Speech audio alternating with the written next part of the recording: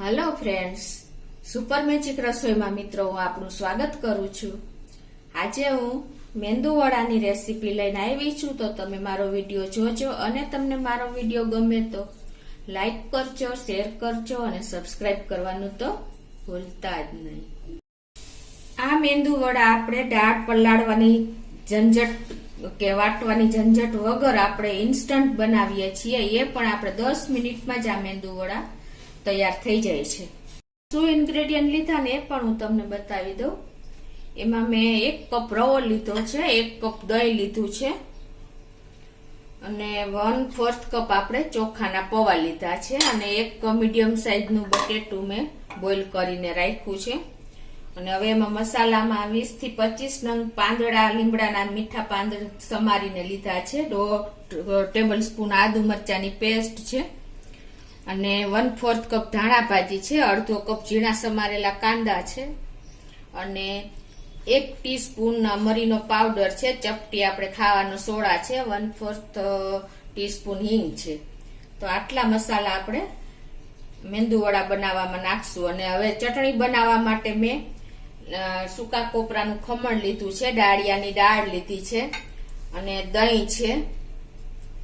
તો એમાં test according આપણે સોલ્ટ લેશું અને તળવા માટે આપણે મેંદુવડા તળવા માટે તેલ જોશે। તો આટલા ઇન્ગ્રેડિયન્ટ આપણે જોશે। તો પેલા આપણે જે આ ચોખાના પૌવા 1/4 કપ લીધા છે ને એને આપણે મિક્સર જારમાં નાખીને એકદમ બારીક પાવડર બનાવી લેશું।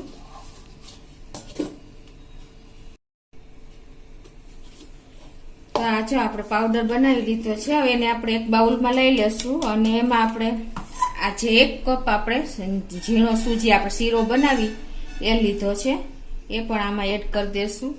અને હવે એમાં આપણે આ 1 કપ આપણે બહુ ખાટું નહીં ને બહુ મીઠું નહીં એવું આપણે દહીં લેશું, એ પણ આમાં એડ કરી દેશું।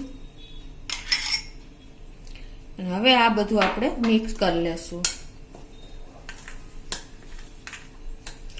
આમાં આપણે પાણી નથી નાખવાનું, એટલે આપણે દહીંથી જ આ બેટર તૈયાર કરવાનું છે। એટલે એકદમ સરસ આપણે મિક્સ કરી લેશું। તો જો આ બધું આપણે બેટર તૈયાર કરી લીધું છે મિક્સ કરીને સરસ। હવે આને આપણે 10 મિનિટ રેસ્ટ આપશું। મેંદુવડાનું બેટર રેસ્ટ લે છે ત્યાં આપણે હવે નારિયેળની ચટણી બનાવી લઈએ। એમાં મેં 1/2 કપ આ સૂકું નારિયેળનું ખમણ લીધું છે, તમે લીલું નારિયેળ પણ લઈ શકો છો। અને એમાં મેં 2 મરચા લીલાના પીસ કરી લીધા છે, એ નાખી દેશું। અને થોડી એવી આપણે 2 ટેબલ સ્પૂન જેવી ધાણા ભાજી નાખી દેશું અને 1/4 કપ 2 ટેબલ સ્પૂન જેવી મેં ડાળિયાની દાળ લીધી છે, એ નાખી દેશું। અને ટેસ્ટ એકોર્ડિંગ આપણે સોલ્ટ એટલે 1 ટીસ્પૂન જેવું આપણે સોલ્ટ નાખી દેશું। અને હવે આપણે મિત્રો આ એક અલગ જ પ્રકારની હું ચટણી બનાવવા જઈ રહી છું। તો હવે એમાં આપણે લીંબુ કે પાણીને બદલે આપણે 3 ટેબલ સ્પૂન જેવું દહીં નાખી દેશું। મિત્રો આ એક વખત તમે ચોક્કસ ટ્રાય કરજો, આ ચટણી બહુ ટેસ્ટમાં અલગ જ તમને લાગશે અને જરૂર પડે તો આપણે વધારે નાખશું। બસ હવે આટલા ઇન્ગ્રેડિયન્ટ નાખીને આપણે આને મિક્સરમાં પીસી લેશું। તો જો આપણી ચટણી પણ તૈયાર થઈ ગઈ છે।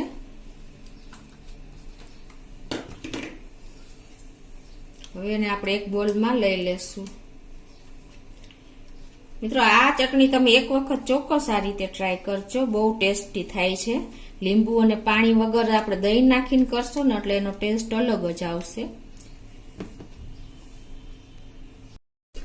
તો આપણે બેટરને જો 10 મિનિટ થઈ ગઈ છે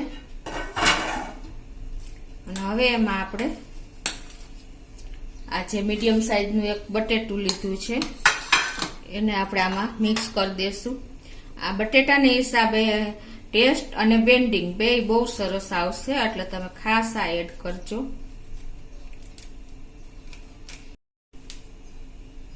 તો આ રીતે આપણે ગ્રેટરથી ગ્રેટ કરશું તો એકદમ સરસ આપણા બેટરમાં મિક્સ થઈ જશે બટેટું।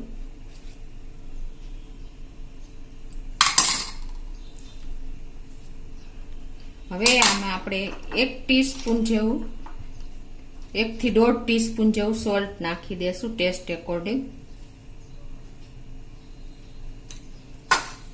અને આ બટેટું ને બેટર બધું મિક્સ કરી લેશું.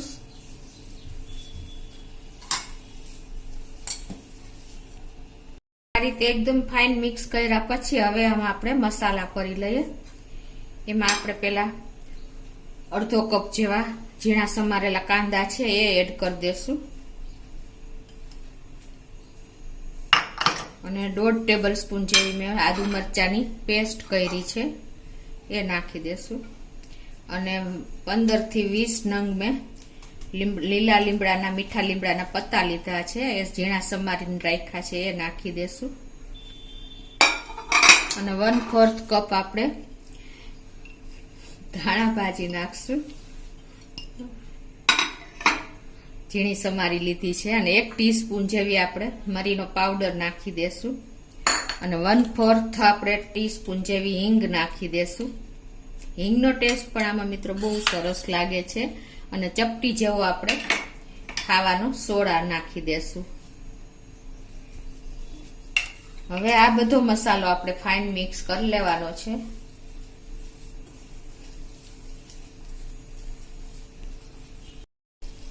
તો હવે આ રીતે આપણે બધો મસાલો જો મિક્સ કરી લીધો છે અને આપણું બેટર પણ એકદમ ફાઇન તૈયાર કરી લીધું છે. હવે આપણે જે દાળના મેંદુ વડાનો શેપ આપણે બરાબર નથી આવતો પણ આનો બહુ સરસ આવશે, કેમ કે આપણે આ બધું ઇન્સ્ટન્ટ તૈયાર કર્યું છે. તો એમાં આપણે પેલા તેલવાળો હાથ કરી લેશું.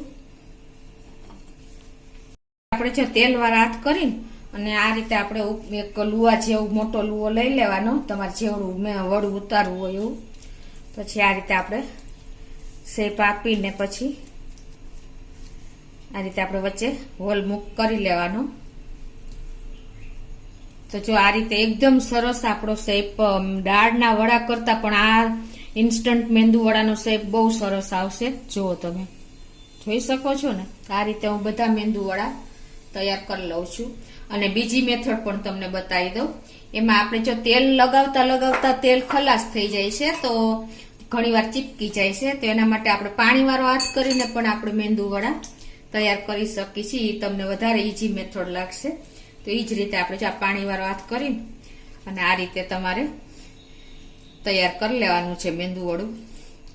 આ પણ એકદમ સરસ તમને ઈઝી પડશે. તો આ રીતે બધા મેંદુ વડા તૈયાર કરી લઉં છું. મેં તેલ પણ ગરમ કરી લીધું છે અને આપણે હવે એમાં મેંદુ વડા નાખતા જશું અને ગેસની ફ્લેમ મીડિયમ કરી નાખશું. આ રીતે આપણે જેટલા તેલમાં આવશે એટલા મૂકી દેશું. બનાવતા જાશું ને આપણે તૈયાર કરતા જાશું.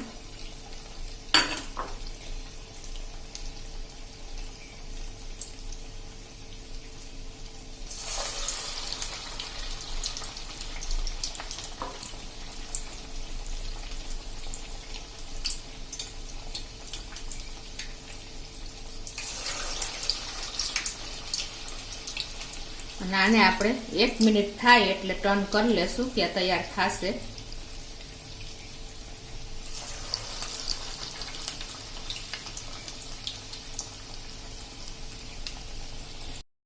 આ રીતે 1 મિનિટ થાય એટલે હવે આપણે એને ટર્ન કરી લેશું.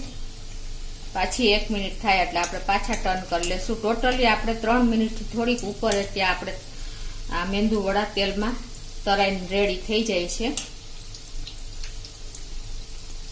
આપણે 3 મિનિટથી થોડોક ઉપર ટાઈમ જાય ને ત્યાં આપણે આવા ગોલ્ડન બ્રાઉન કલરના મેંદુ વડા તૈયાર થઈ જાય છે. તમે જોઈ શકો છો મિત્રો, કોઈ ટાઈમ જ નથી લાગતો. તમારે કોઈ ઇન્સ્ટન્ટ ગેસ્ટ આવ્યું હોય અને તમને કાંઈ નાસ્તો કરવાનું મન થાય તો તમે આ 10 મિનિટમાં તમે આ મેંદુ વડા તૈયાર કરી શકો છો. તો હવે એને આપણે બહાર લઈ લેશું.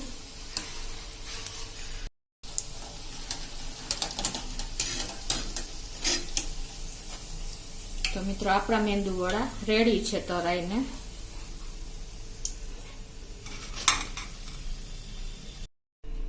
તો મિત્રો આપણા મેંદુ વડા તરાઈને રેડી છે. અંદરથી એકદમ સોફ્ટ અને બહારથી એકદમ ક્રિસ્પી એવા આપણા મેંદુ વડા તૈયાર થયા છે. અને એની સાથે ચટણી પણ તૈયાર જ છે મિત્રો લીલા ઓલા સૂકા કોપરાની. તો હવે તમને તોડીને પણ બતાવી દઉં. એકદમ જો બહારથી ક્રિસ્પી છે અને અંદરથી એકદમ જારીદાર સોફ્ટ છે ને. તો આ રીતે તમે દાળ પલાળવાની ઝંઝટ વગર કે વાટવાની ઝંઝટ વગર તમે ઇન્સ્ટન્ટ મેંદુવડા ગમે ત્યારે નાસ્તો કરવા માટે તૈયાર કરી શકો છો મિત્રો, અને તમે એન્જોય કરી શકો છો. તો તમને મારો વિડીયો ચોક્કસ ગમશે તો ગમે તો લાઈક કરજો, શેર કરજો અને સબસ્ક્રાઈબ કરવાનું તો ભૂલતા જ નહીં.